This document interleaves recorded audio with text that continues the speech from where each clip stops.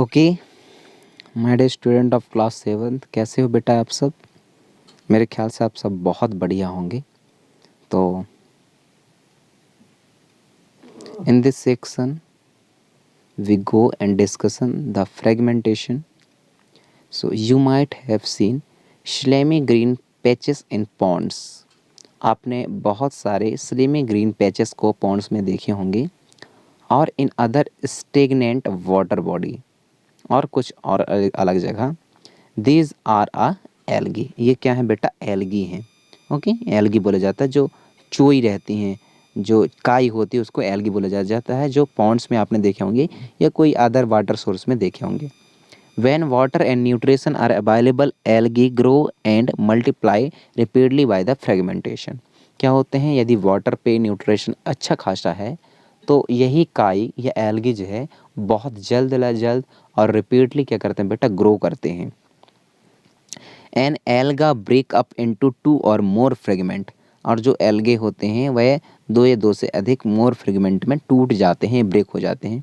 This fragment और pieces grow into a new individual. और जो टूटी हुई पार्ट रहते हैं वह एक न्यू इंडिविजुअल को लाने के लिए रिस्पॉन्सिबल होते हैं।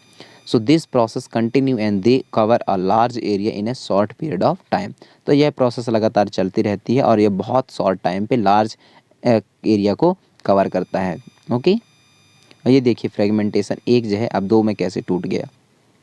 ओके, समझ पा रहे होंगे आप। चलिए देखते हैं स्पोर फॉर्मेशन के बारे में।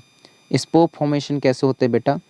इन chapter number 1 you learn that fungi on a bread piece grow from spore which are present in the air.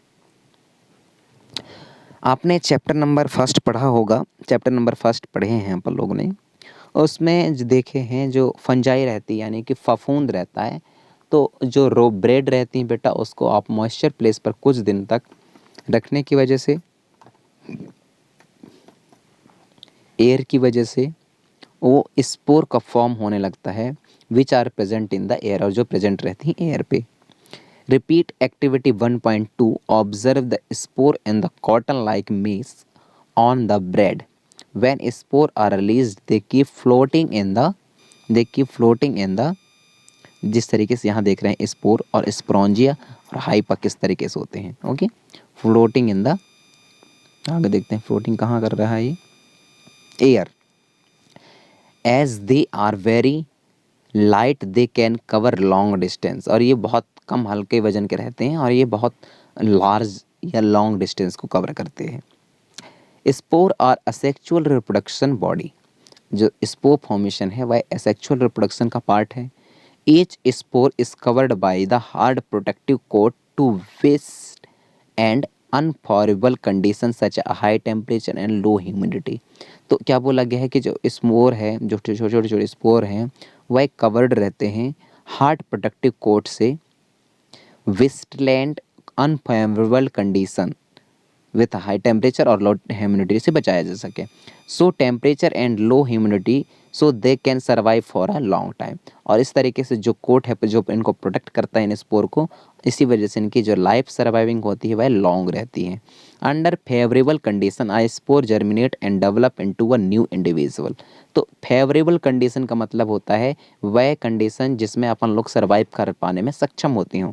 तो इसी तरीके से उन प्लांटों को या उन एल्गियों को, उन फंजाई को जो फेवरेबल कंडीशन दी जाए तो वह एक न्यू प्लांट पे जर्मिनेट हो जाते हैं।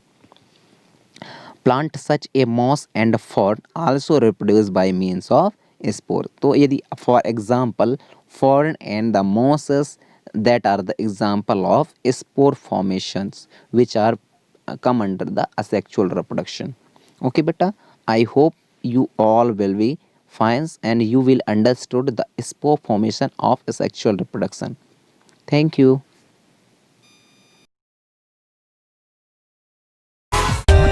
For more updates, subscribe to our channel, click the show links and enjoy watching the videos.